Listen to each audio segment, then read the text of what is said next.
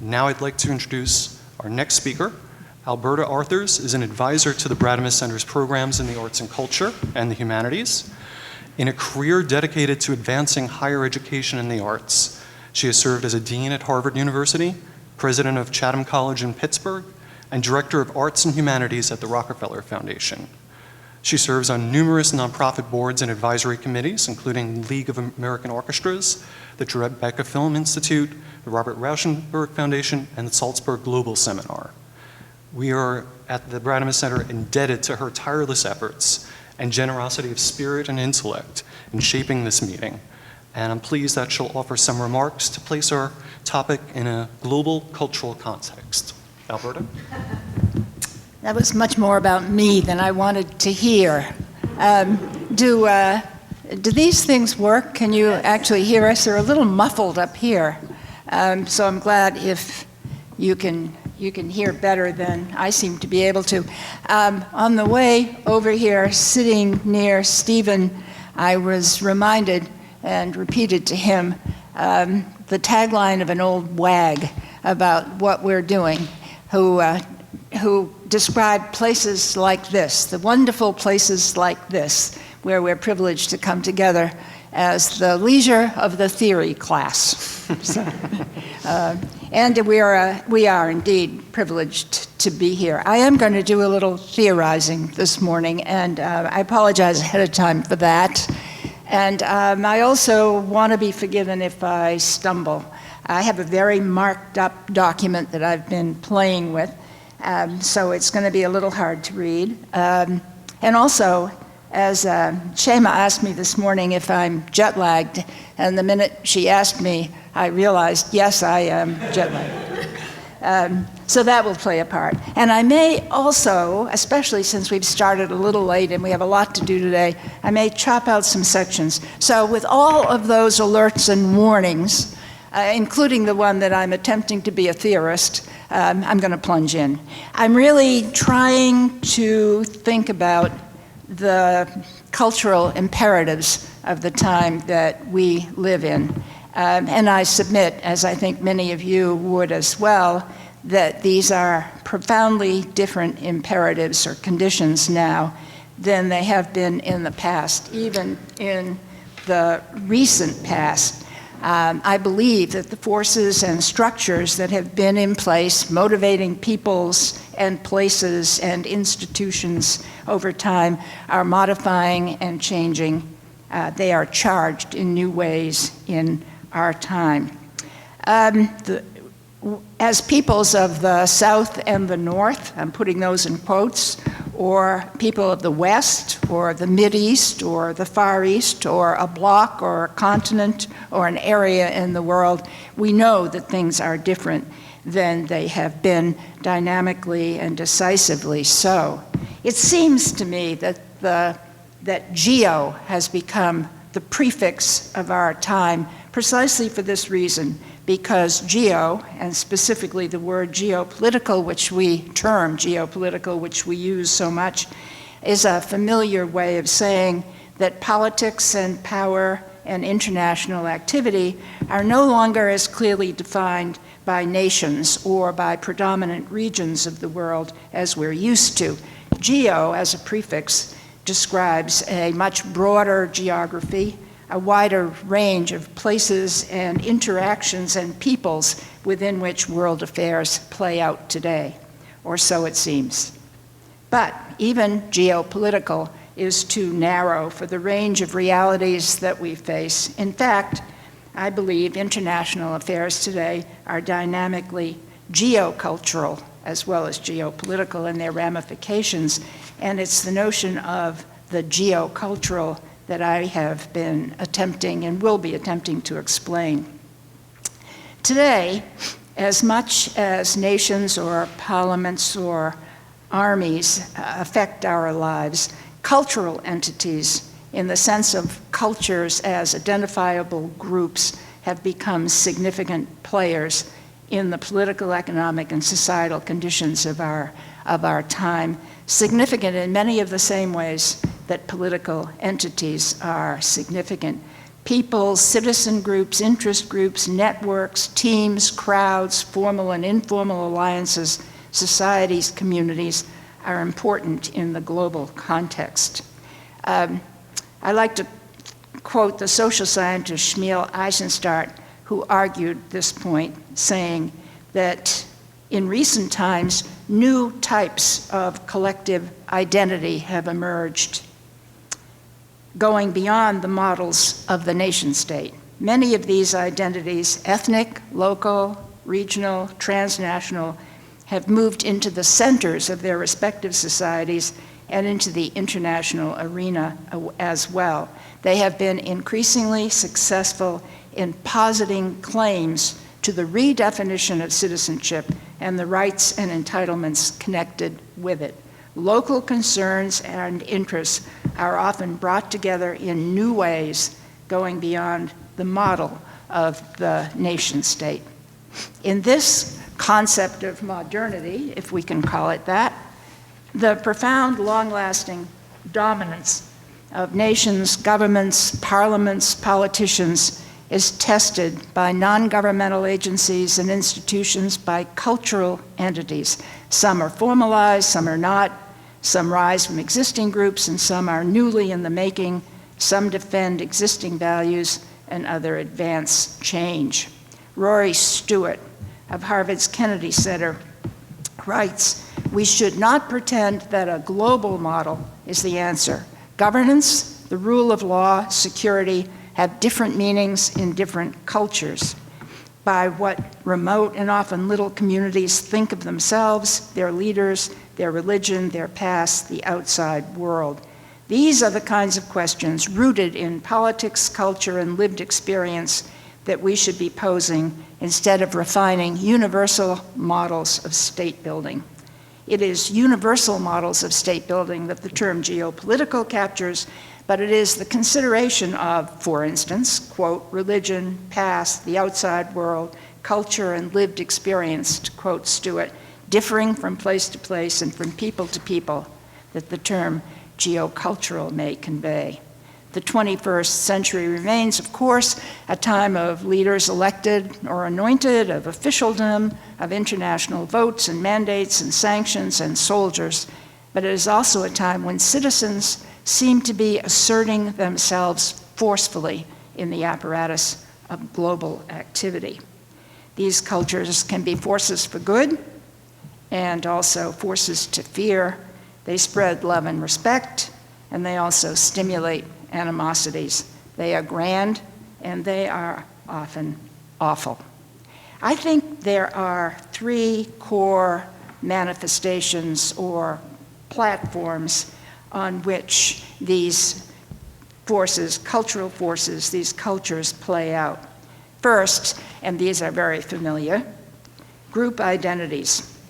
The groups or cultures that we're used to. People identify themselves and manifest themselves and play out their roles as Protestant or Islamic, as Kurds or Jews, Americans or Aussies, Malaysian or Mexican, socialists, Democrats, laborites, Klansmen. There are lots of titles. They're not labels. They're active ways of identifying and of behaving and acting in the world.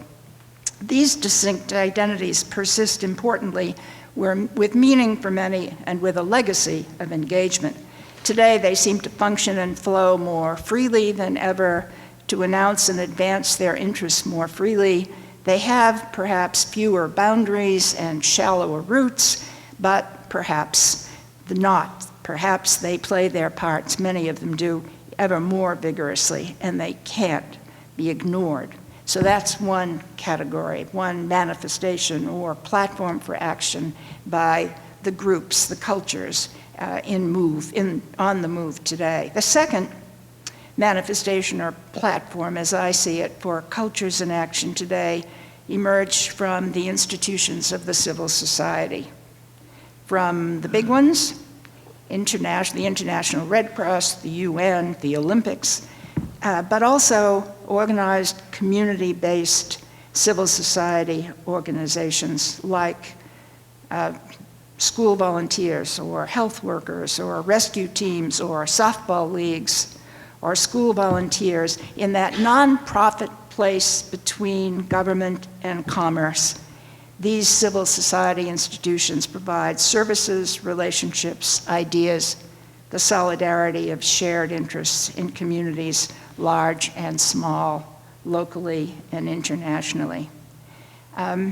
Robert Putnam also, it suddenly occurs to me, also of Harvard, has done a lot of work on these kinds of organizations and the people who play their parts through them. And in his most recent work, he's begun to suggest that the biggest and most remarkable changes in the world of civil society associations and organizations are being caused by immigration and diversification. Those are his words.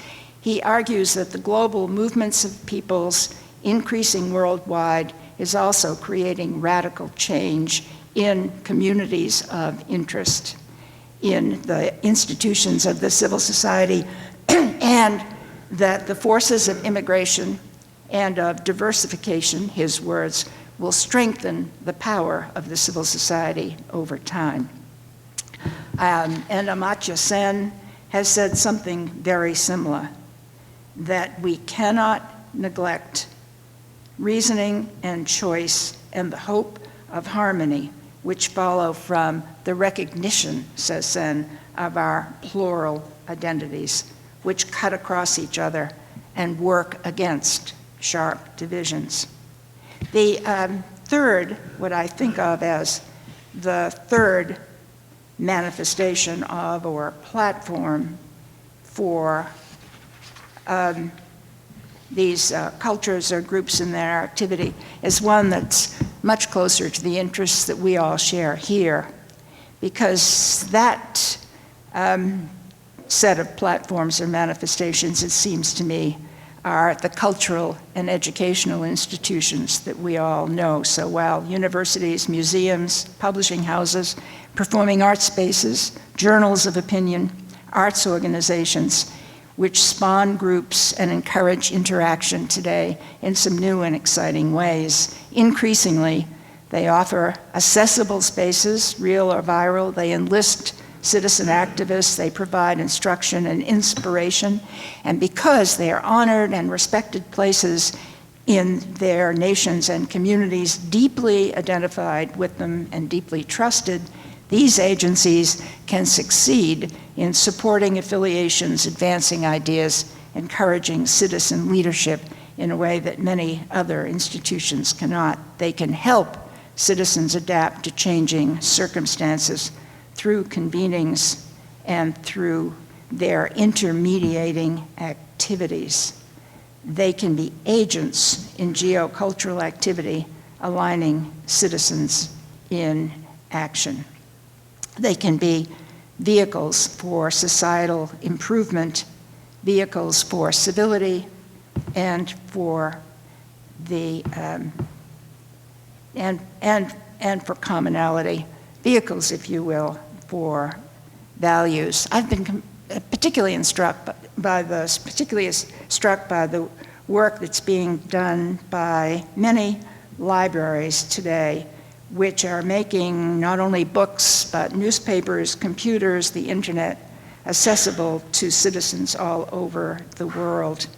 And more libraries, this was affirmed at one international meeting of libraries that I listened at, more and more libraries are seeing their role as meeting the demands of their communities, the activities inside their communities, the changes taking place in their communities. But libraries are just one example of the many ways in which cultural and artistic organizations, institutions, are meeting the needs of our time.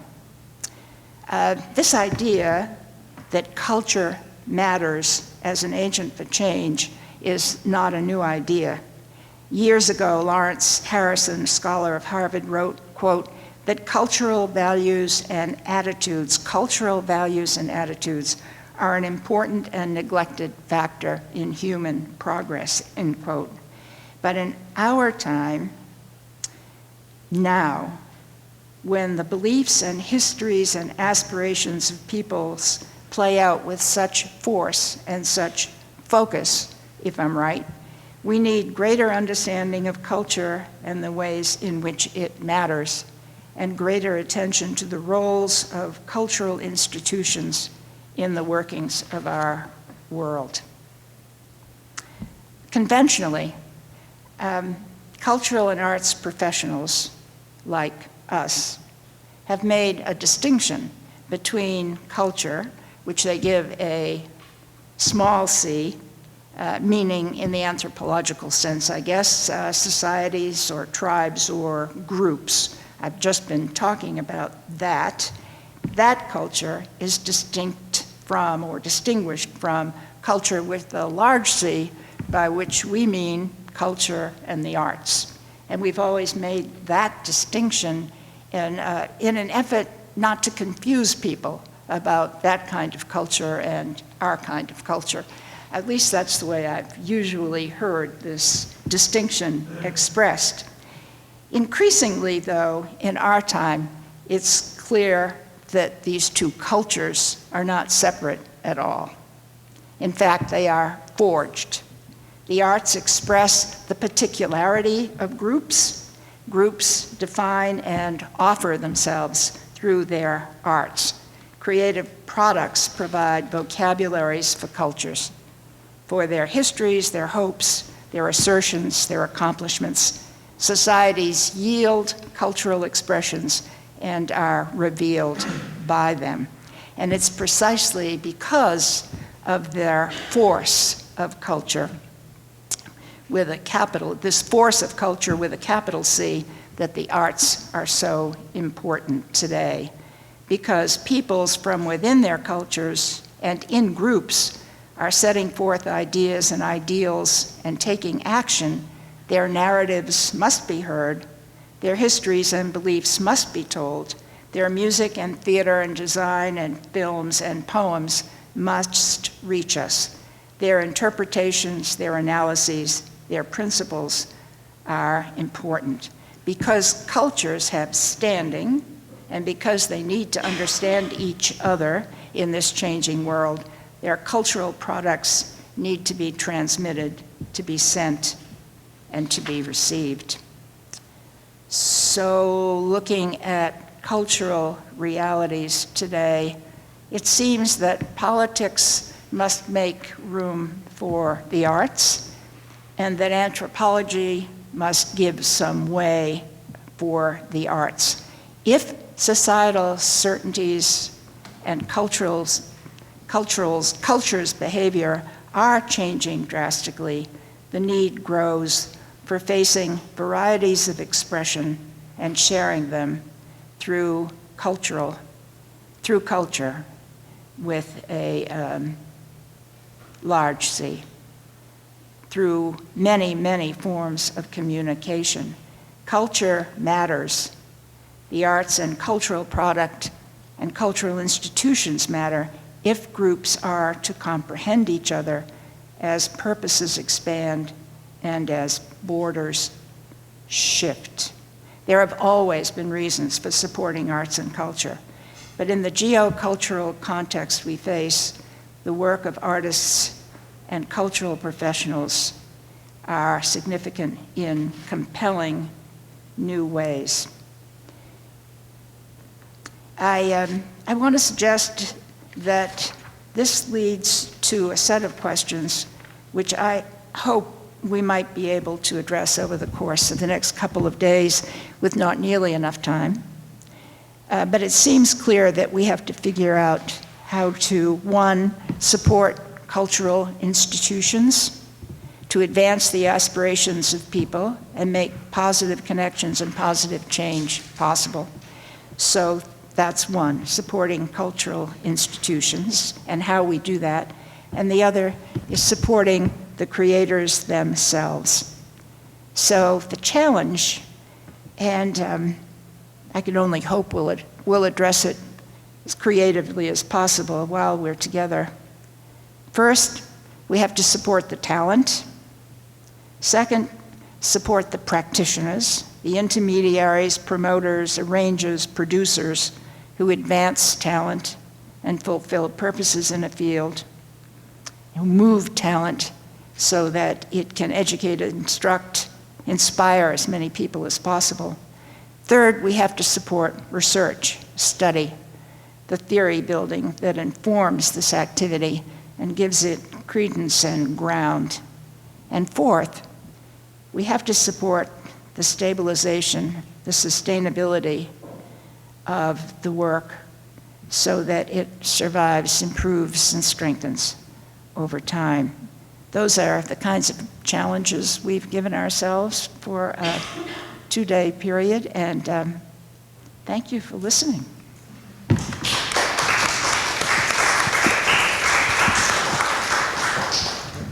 Thank you, Alberta.